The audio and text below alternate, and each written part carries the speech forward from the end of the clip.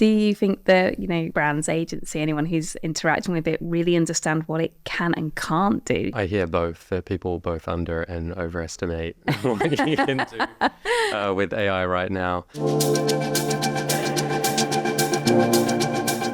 Hi, Dan. Welcome to The Art of the Possible, THG Studios podcast. Thanks so much. It's great to be here. Please tell us about yourself. Meta, I'm the head of Creative Shop UK, so I look after all things creative strategy for the UK market, which really just means we work to support all the brands and businesses on the platform to tell their stories really well, to make sure they're connecting with audiences as best they possibly can. So what's that kind of creative delta? The overhead that we can bring into, a campaign to make sure we're maximizing that performance and really getting the biggest bang for the buck that we possibly can. And of course, we're here to talk about AI today, all things AI, and have good conversation about that.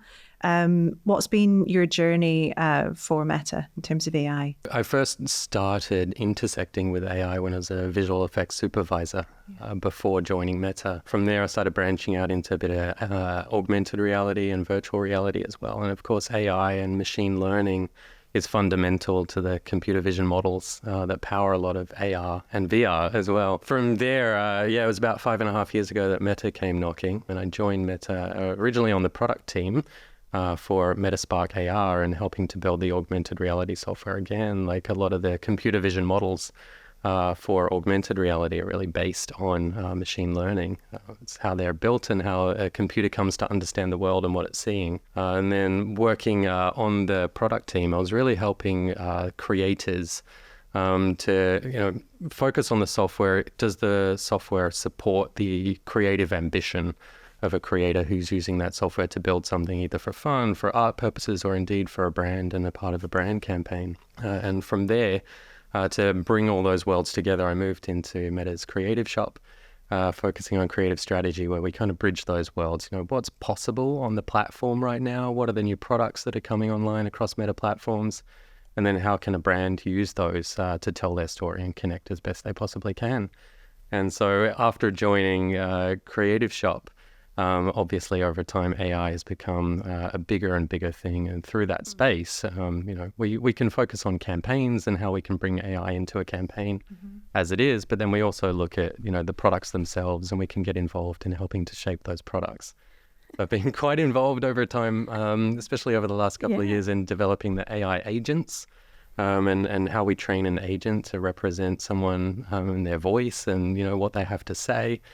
So that you can connect with people at scale through an AI agent acting on your behalf. That's been some quite compelling work. That's really cool. What I find really interesting is you started with this 7 years ago. Like at that point, did you have any idea how it was going to grow? Did it have any kind of those more, what were the expectations and ramifications of it? It's just really interesting that 7 years ago, when most of us probably hadn't heard of it, it was part of your creative world.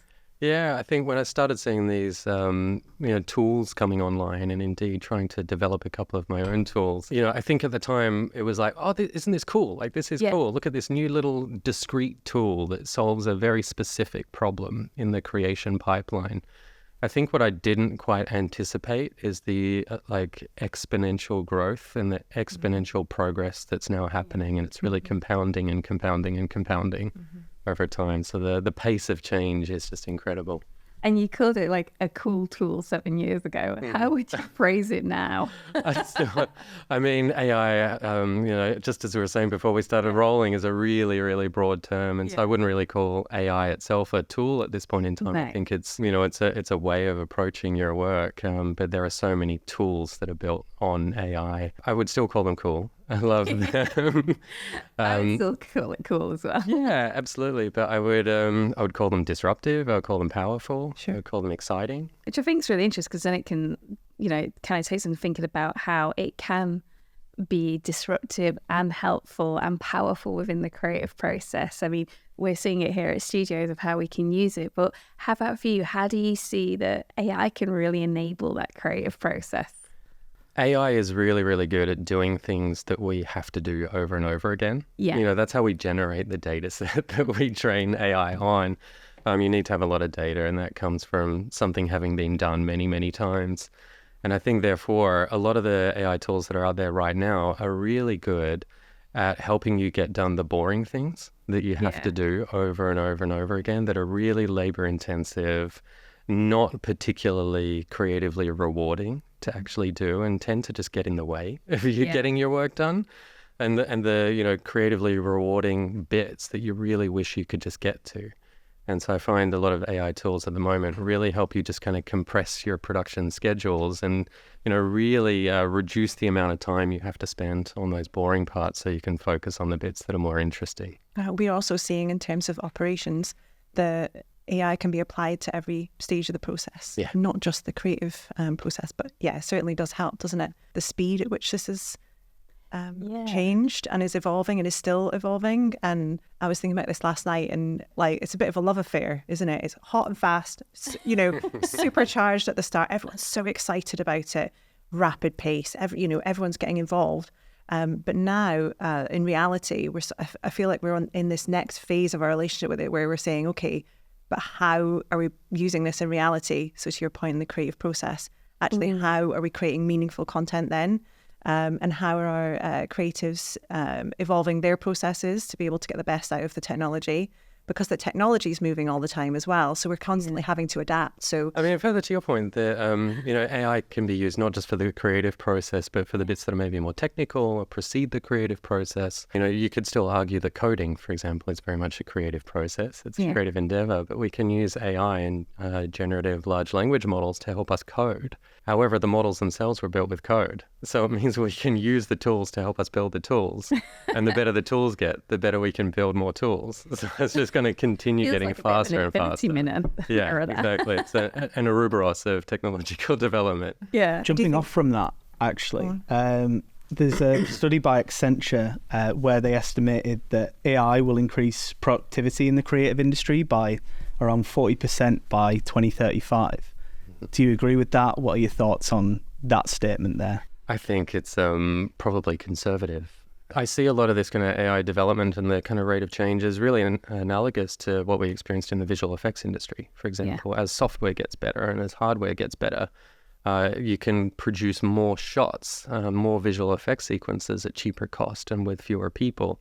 That doesn't necessarily mean we're hiring fewer people. There are more people working in the industry than ever. Quality, directability, accuracy notwithstanding right now. But this is going to continue to evolve and change. Do you think there's a risk that as we get more productive, we get more productivity and we get more prolific with being able to create things like this through AI, that the expectation of the consumer of what they see gets higher and higher, and the ability to surprise and cut through and delight might be even harder? Because before, we could always sometimes surprise with some really intriguing, interesting, new, exciting art direction. Whereas as we open the doors to being able to create something with such, I say such ease, I know you're going to argue against it, it's not, with directability, it's not such ease.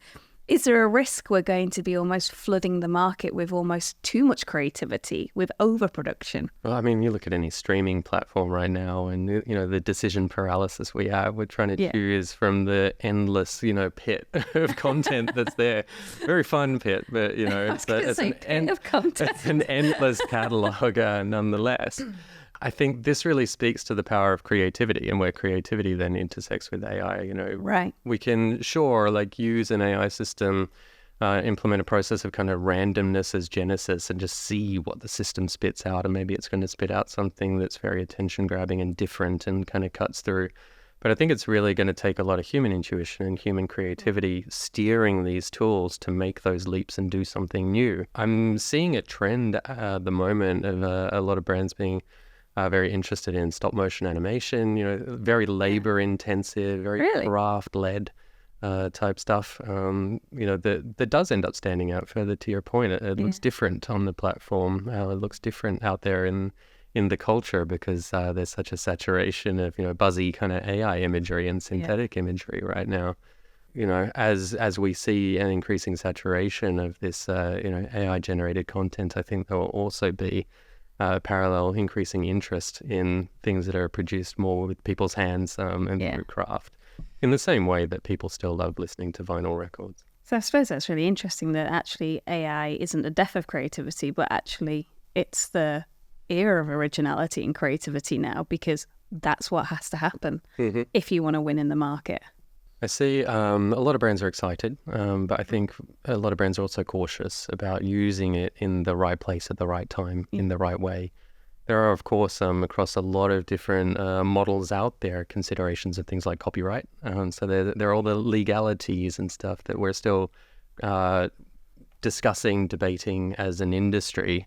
And so everyone should do their due diligence around specific models that they want to leverage, and, looking into the terms and conditions and speaking to, their own lawyers, getting their own legal advice. There's all this piece, but putting that to the side, I see, especially with maybe like a luxury advertiser, the accuracy, the fidelity, the craft of an image that's coming out, does it faithfully represent their product in the way they want it represented? We've experienced that ourselves with some of our luxury clients as well. It's, is it as faithful as the real deal, so to speak? And then I suppose it asks, there is a lens of authenticity onto that, of sort of, if if it's via AI rather than your actual product, the proof is in the pudding half the time, isn't it? I suppose it's interesting to hear about that around luxury brands versus maybe those who are less concerned maybe about the detail. Would that be about fair, do you think? I think so. I think you mentioned authenticity. Yeah. I think that's a fascinating topic. I think we could do an entire episode just on that. Yeah. We're all familiar with, authenticity in the advertising of hamburgers, for example. Yes. How do they look like in the Instagram reality versus... and that's, these kinds of considerations have been around well before AI. How does something look, in an ad versus how does it look in reality? And accuracy as well as authenticity. At the minute, we're sort of blending the two worlds. So you might have a really authentic image that we've taken here and blending it with AI environments to create these amazing worlds, experiences for our brands and clients. That seems to be working well. But I don't doubt that, in a couple of months from now, we'll be able to do better than that, and CGI and 3D models, and bring it all to life within the AI world. I think when it comes to this topic of authenticity, are we just talking about something that was captured via a photograph versus something that was maybe produced synthetically? Yes. Even then, so many cameras out there, like every flagship smartphone at the moment has some kind of AI built into just the photography piece.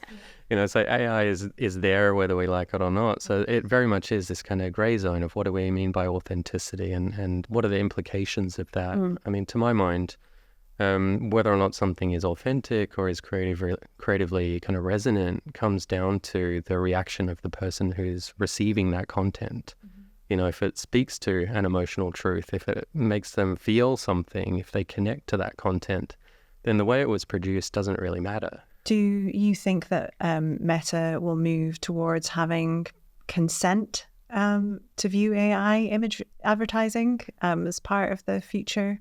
Well, we've already moved to begin testing labeling images that are AI generated automatically, and we're working to establish watermarking for these images, and so we can start to explore, what do people expect? What do people want to see on the platform? It was something that WGSN brought up when they were here recently doing a talk, was around audiences consenting to see certain types of content and it being marked as AI generated. And perhaps that feeds into the authenticity and trust angle. And that's where you do see the wariness from certain clients. I wonder how long that's going to last for. Do you know what I mean? It's sort of that idea of, is it something just for the now while people are getting used to it, and it just becomes, like you say, it's just another way of creating content. How it's created is almost irrespective. Why is it required now? Do people become blind to it? Sort of, where does that move to in the future? Do you know what I mean? Yeah, if you remember the early 2000s when things like auto-tune started coming out, and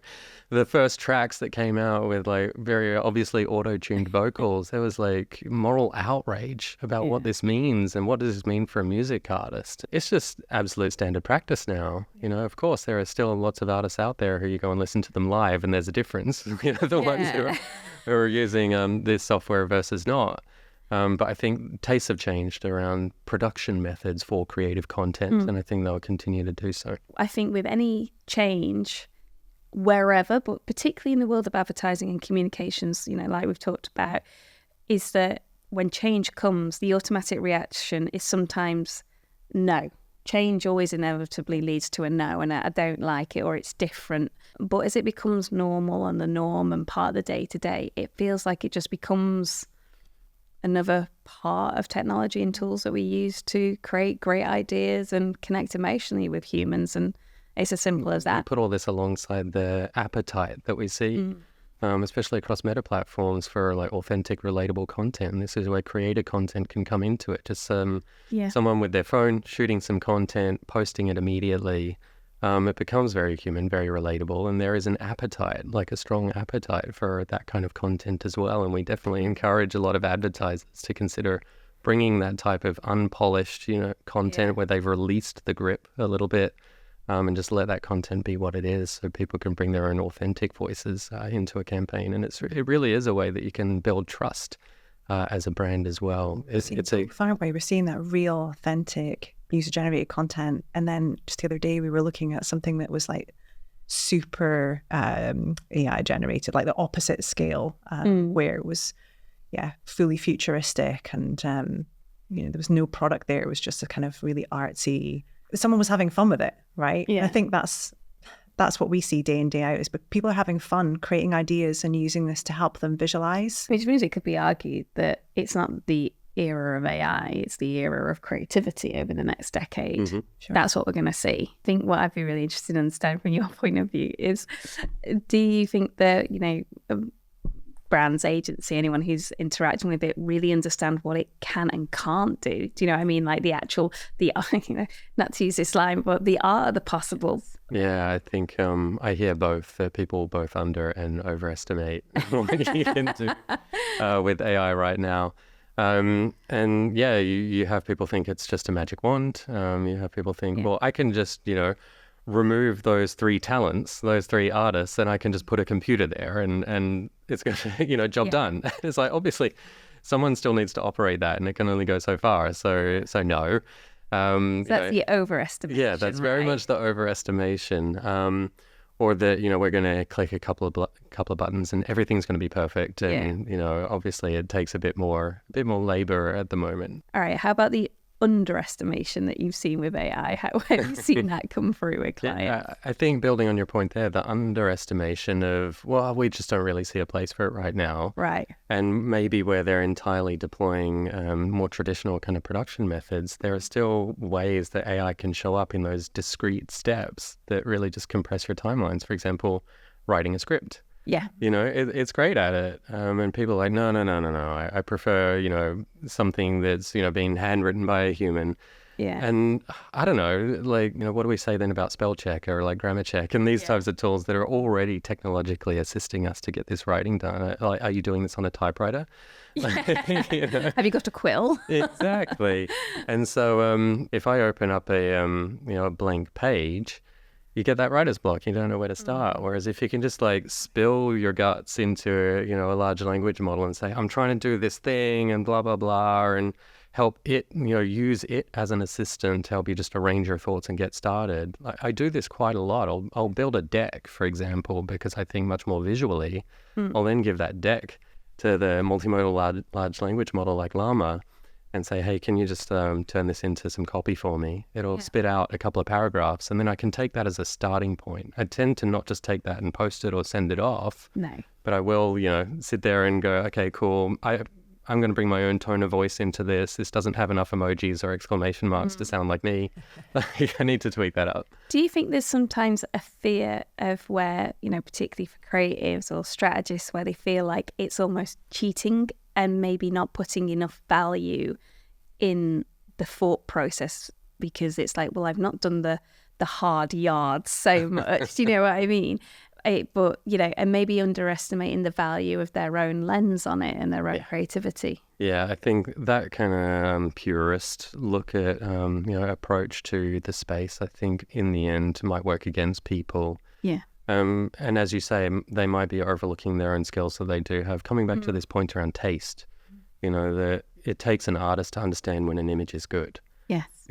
And the models themselves, oftentimes they're just spitting out a lot of stuff. And you're then going to look at them and say, actually, I like that one for these reasons and I don't like those for these reasons. There are still skills that surround that aren't necessarily to do with how you're moving the mouse around the screen.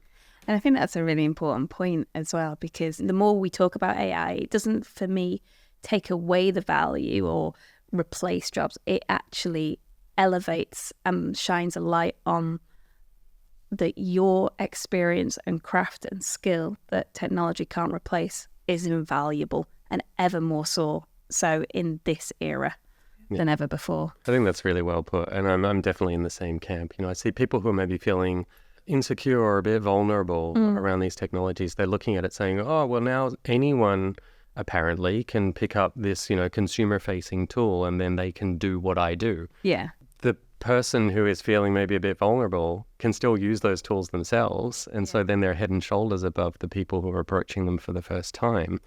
And further to that point, we always saw in the visual effects industry that you would tend to have artists who were either more technical and they're great with coding and they're great with structuring something, and then they would render it out and it wouldn't look great.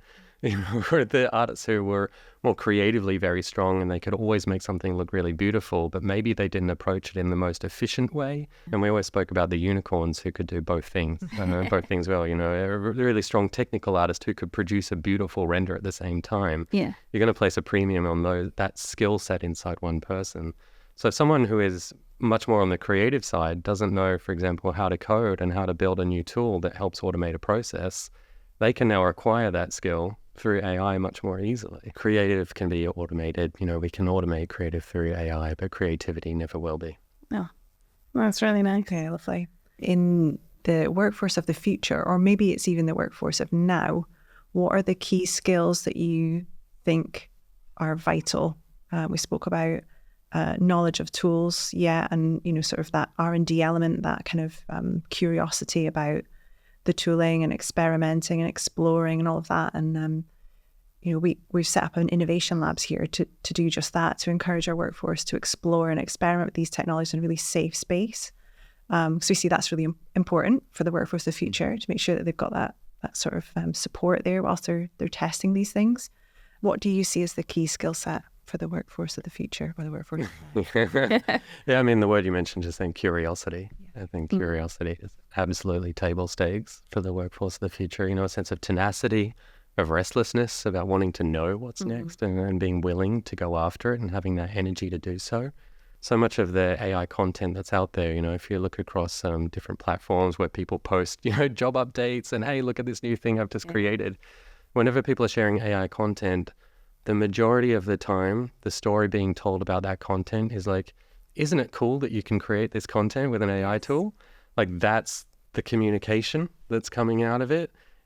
Hopefully over time, and I'm sure it will, that will dissolve away, and the story will be less about the tool and more about whatever that story is. Yeah. Do you think there's going to be a move towards more like individualized over time? Yes. Yeah. And I'm so glad you brought that up, because there is increasingly a demand ever since the advent of social media, where we all turned into producers and publishers. That people expect to interact, and as soon as you expect to interact, you expect something to be personalized. And so increasingly, there is such a demand for personalization and content that speaks to you personally.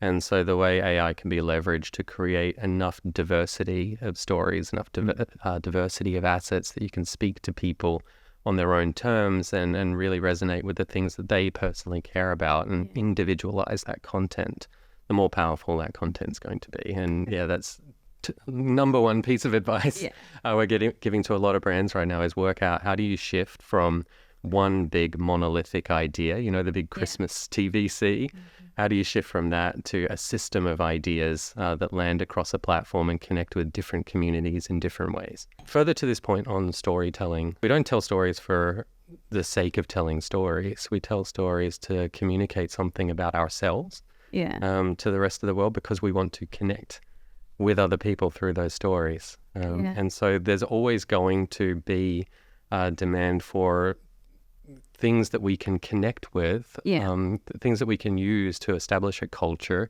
to connect with other people through. That's entirely what a culture is about. It's a shared set of codes and stories and beliefs and ways of seeing the world. And there's still going to be a demand and interest for that. No one, as soon as you find something that's interesting, you want to share it with someone else, right? Of course, it's human nature to be like, hey, look at this, because also there's validation and verification that your idea is right. If somebody else goes, yeah, I also like that, and you're like, hooray. Cool. And so then we place a premium on that thing because it helps us build our relationships. AI is really able to open the possibilities for people of what they can create, let more good ideas come to light, and essentially spark more interesting conversations and products and solutions out there in the world. It makes it feel more exciting than scary. Exactly. Like, I think, I'm not going to chide anyone for being anxious about this technology or reticent around it. As soon as something's new, it's a survival instinct. This is new. I fear it, Yeah. And so, but I think the more exposed we get to something, the more we come to understand it, the more we can see that potential and the more excited we can get about it. What would be your sort of like one sort of piece of advice to, maybe any sort of creatives listening to this, probably maybe got a few ideas and new thoughts, hope you feel more excited than anything else. What would be your sort of like one piece of advice to them?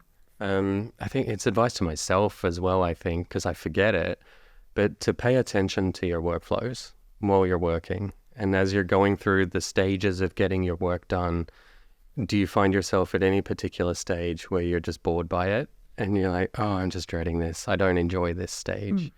As soon as you have that feeling, like, this is boring, I wish I could just quickly get through this step to get to the next step. Maybe stop for a second and think, actually, is there an AI tool that could help me do this step more easily?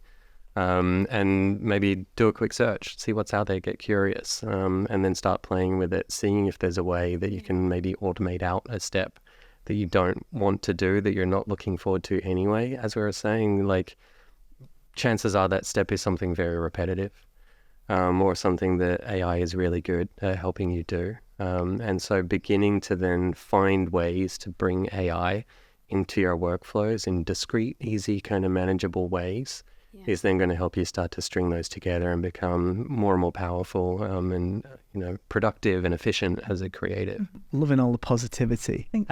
But I just kind of was curious. Going to bring us down? No. Well, maybe.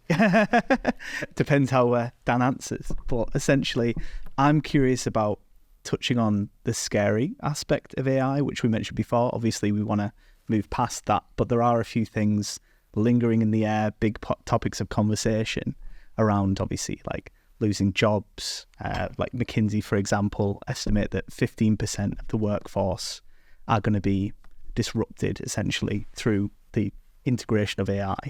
What are your thoughts on that whole aspect of things? My thoughts with regards to potential job disruption and fears that people experience there are that if you're someone who currently is working in a role where your job is to create an image, the way you're doing that role now is going to be really different from the way that same role of creating an image was done 50 years ago, 40 years ago, 30 years ago. It's continually changing.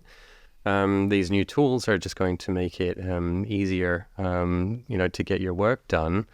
And so, your job will necessarily change. The people who are sitting left and right of you who are embracing those tools and accelerating the work that they're executing because those tools are now available are likely then to be able to charge a premium for their services because they're going to be more efficient. I don't think jobs are necessarily just going to flat out disappear, but I think I think a lot of jobs are going to evolve because there are so many places that you can apply this technology to.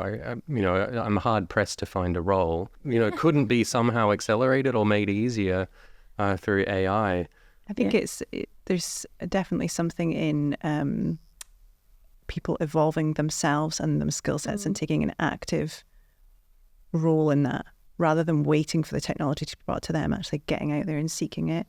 I suppose where it's scary is if you don't have maybe the softer skills to do that, and that comes back to the skill set of the future. And what's really important is that curiosity and that open-mindedness for people to get out there. Could be an entire podcast about how the education system and corporations could support people, but I think that's an entire different podcast about problem solving. There's something in collaboration there where, if you've got a culture which speaks of innovation and, a safe place to experiment and explore and, increase your knowledge. No fear to fail, exactly. I think that's something that companies can do and brands and clients can do, is to really enable their staff to explore. It's so interesting to have you here today. It's been really, really exciting to hear about everything that's going on at Meta and the journey that you've been on. And thank you so much for joining us. Thank you so much for having me.